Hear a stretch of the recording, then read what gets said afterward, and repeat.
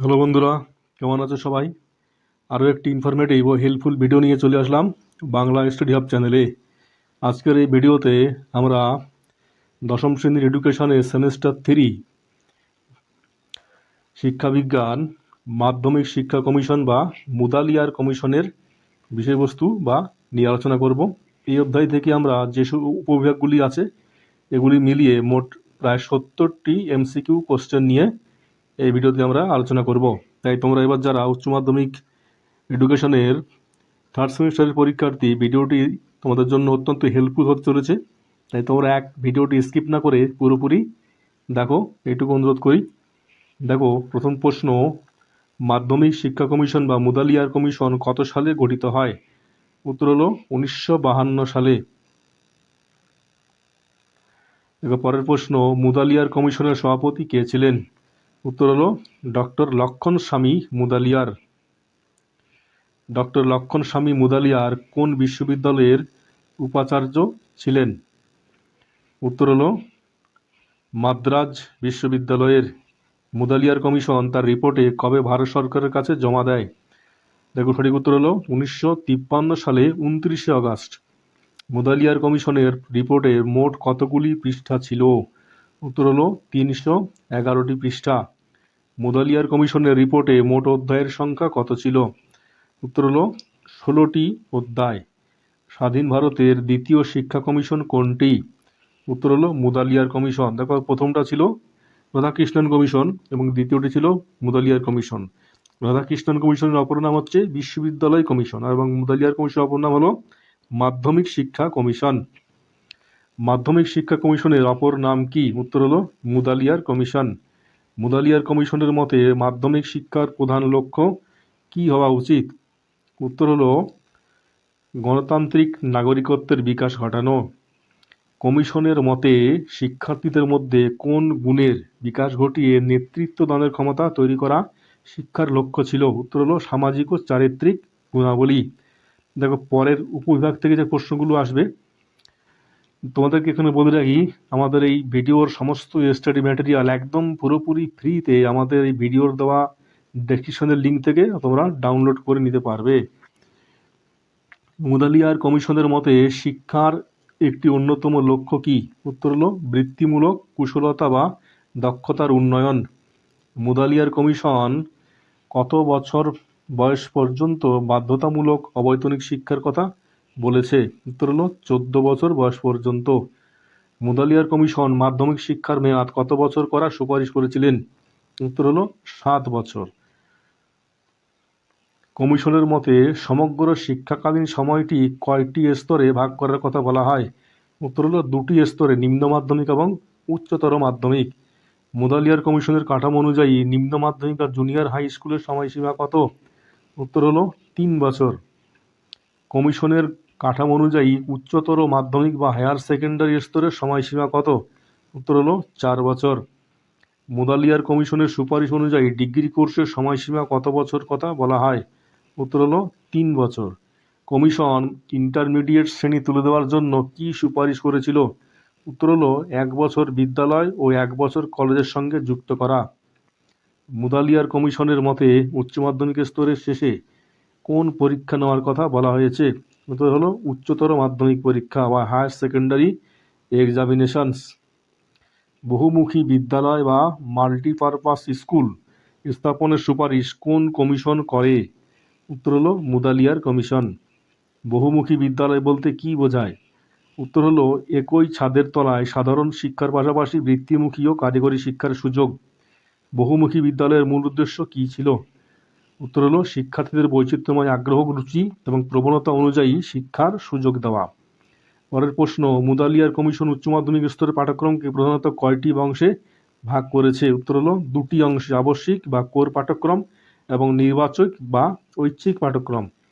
কমিশনের মতে উচ্চ মাধ্যমিক স্তরে আবশ্যিক বিষয়ে কয়টি ভাষা শেখার কথা বলা হয়েছে? উত্তর হলো 2টি ভাষা। আবশ্যিক পাঠ্যক্রমে সাধারণ বিজ্ঞান বা সমাজবিদ্যা বিষয় দুটিকে কি বলা হতো? উত্তর হলো সাধারণ শিক্ষা বা জেনারেল এডুকেশনস। মুদালিয়ার কমিশন উচ্চ মাধ্যমিক স্তরের ঐচ্ছিক বিষয়গুলিকে কয়টি গ্রুপ বা প্রবাহে ভাগ করেছে? উত্তর হলো 7টি প্রবাহে। ঐচ্ছিক বিষয়ের এই 7টি প্রবাহকে একসঙ্গে কি বলা হতো? উত্তর হলো সপ্তপ্রবাহ বা 7 স্ট্রিম। সপ্তপ্রবাহের প্রথম গ্রুপ ধারণাটি কি ছিল? উত্তর হলো মানবিক বিদ্যা বা হিউম্যানিটিস। সপ্তপ্রবাহের দ্বিতীয় গ্রুপ বা ধারাটি কি ছিল? উত্তর হলো বিজ্ঞান বা সায়েন্স। সপ্তপ্রবাহের তৃতীয় গ্রুপ বা ধারাটি কি ছিল? উত্তর হলো কারিগরি বা টেকনিক্যাল শিক্ষা। সপ্তপ্রবাহের চতুর্থ গ্রুপ বা ধারাটি কি ছিল? উত্তর হলো বাণিজ্য বা কমার্স। সপ্তপ্রবাহের পঞ্চম গ্রুপ বা ধারাটি কি ছিল? উত্তর হলো কৃষিবিজ্ঞান বা এগ্রিকালচার। সপ্তপ্রবাহের ষষ্ঠ গ্রুপ বা ধারাটি কি ছিল? উত্তর হলো চারুকলা বা ফাইন আর্টস। সপ্তপ্রবাহের সপ্তম বা শেষ গ্রুপ বা ধারণাটি কি ছিল? উত্তর হলো গার্হস্থ্য বিজ্ঞান বা হোম সায়েন্স। তোমাদেরকে আরেকবার বলতে রাখি, আমার এই ভিডিওর সমস্ত স্টাডি মেটেরিয়াল আমাদের এই ভিডিওর দেওয়া রেজিস্ট্রেশনের লিঙ্ক থেকে তোমরা একদম ফ্রিতে ডাউনলোড করে নিতে পারবে এবং বাড়িতে সহজেই পড়তে পারবে।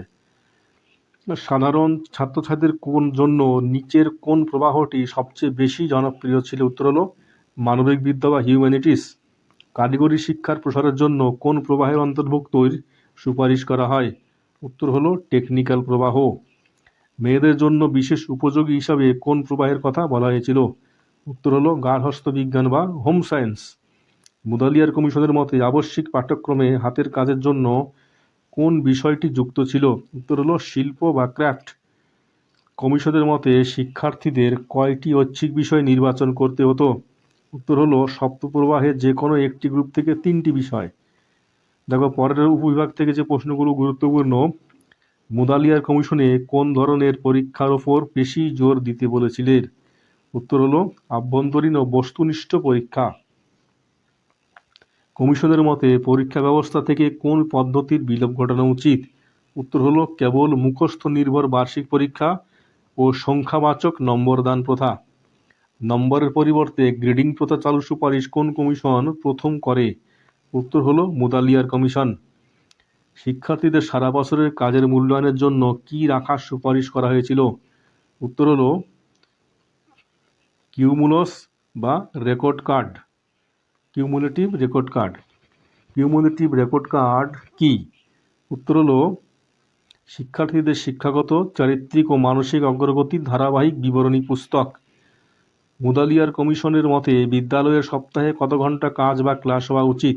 উত্তর হলো 45 ঘন্টা, অন্তত 35টি পিরিয়ড। কমিশনের মতে বিদ্যালয়ে বছরে ন্যূনতম কত দিন পঠন পাঠন হওয়া উচিত? উত্তর হলো কমপক্ষে 200 দিন। মুদালিয়ার কমিশনের মতে একটি আদর্শ শ্রেণীর ছাত্র সংখ্যা কত হওয়া উচিত? উত্তর হলো 30 থেকে 40 জন। সম্পূর্ণ বিদ্যালয়ের মোট ছাত্র সংখ্যা কতর মধ্যে সীমাবদ্ধ রাখা উচিত বলে কমিশন মনে করে? উত্তর হলো 500 থেকে 750 জন। শিক্ষক শিক্ষণের জন্য মুদালিয়ার কমিশন কয় ধরনের প্রশিক্ষণ প্রতিষ্ঠানের কথা বলেছেন? উত্তর হলো 2 ধরনের, উচ্চ মাধ্যমিক পাস এবং স্নাতক স্তরের শিক্ষকদের জন্য আলাদা। মাধ্যমিক শিক্ষার প্রশাসনিক নিয়ন্ত্রণের জন্য প্রতিটি রাজ্যে কি গঠনের সুপারিশ করা হয়? উত্তর হলো রাজ্য মাধ্যমিক শিক্ষা পর্ষদ বা বোর্ড অফ সেকেন্ডারি এডুকেশন। শিক্ষাক্ষেত্রে নীতি নির্ধারণ ও পরামর্শ দেওয়ার জন্য রাজ্য স্তরে কি গঠনের কথা বলা হয়? উত্তর হলো রাজ্য শিক্ষা উপদেষ্টা পর্ষদ। বিদ্যালয় পরিদর্শনের জন্য কাদের নিয়োগের সুপারিশ করা হয়েছিল? উত্তর হলো বিশেষ দক্ষতা সম্পন্ন বিদ্যালয় পরিদর্শক বা ইন্সপেক্টর। মুদালিয়ার কমিশন গ্রামীণ অঞ্চলের শিক্ষার উন্নয়নে কোন ধরনের বিদ্যালয়ের স্থাপনের কথা বলেন? উত্তর হলো আবাসিক বা গ্রামীণ বহুমুখী বিদ্যালয়। সহ পাঠক্রমিক কার্যাবলীর মধ্যে কোনটির ওপর কমিশন বিশেষ গুরুত্ব দিয়েছিলেন? উত্তর হলো এনসিসি বা ন্যাশনাল ক্যাডেট কর্পস এবং স্কাউটিং। মুদালিয়ার কমিশনের মতে বিদ্যালয় ভবনের পরিকল্পনা কেমন হওয়া উচিত? উত্তর হলো উন্মুক্ত এবং স্বাস্থ্যকর পরিবেশে। শিক্ষার্থীদের বৃত্তিমূলক নির্দেশনার জন্য বিদ্যালয়ে কাদের নিয়োগের সুপারিশ করা হয়? উত্তর হলো ক্যারিয়ার মাস্টার। ক্যারিয়ার মাস্টারের প্রধান কাজ কী ছিল? উত্তর হলো শিক্ষার্থীদের সঠিক পাঠ্যক্রম ও পেশা নির্বাচনে গাইড করা। মুদালিয়ার কমিশনের একটি প্রধান ত্রুটি বা সীমাবদ্ধতা কী ছিল? উত্তর হলো সপ্তপ্রবাহের সমস্ত ধারা সব বিদ্যালয়ে চালু করা অত্যন্ত ব্যয়বহুল ছিল। মুদালিয়ার কমিশনের সুপারিশের ভিত্তিতে পশ্চিমবঙ্গে কত সালের পর 11 শ্রেণীর উচ্চ মাধ্যমিক শিক্ষা ব্যবস্থা চালু হয়? উত্তর হলো 1957 সালের পর।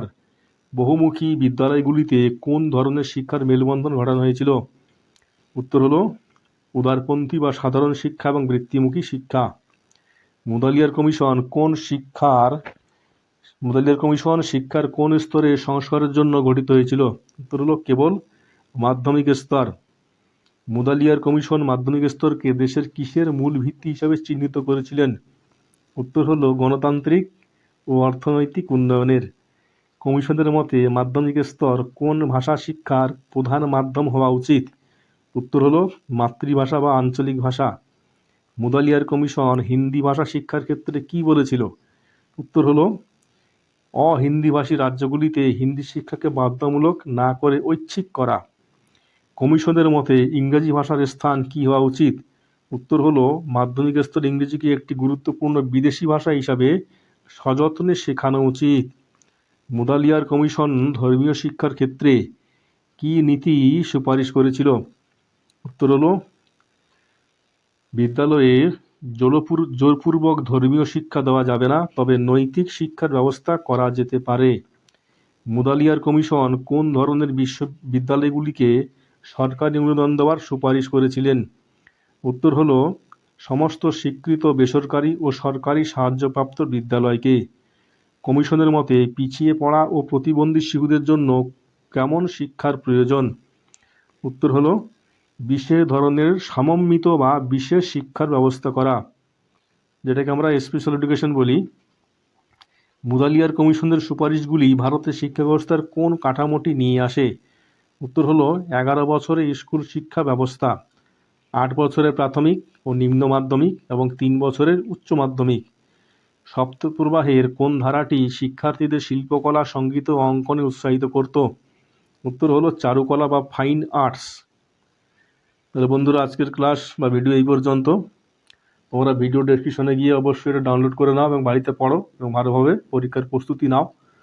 ভিডিওটি ভালো লাগলে অবশ্যই লাইক, কমেন্ট ও শেয়ার করো এবং এইরকম ভিডিও পাওয়ার জন্য বা নতুন নতুন আপডেট পাওয়ার জন্য চ্যানেলটি অবশ্যই সাবস্ক্রাইব করে রাখো।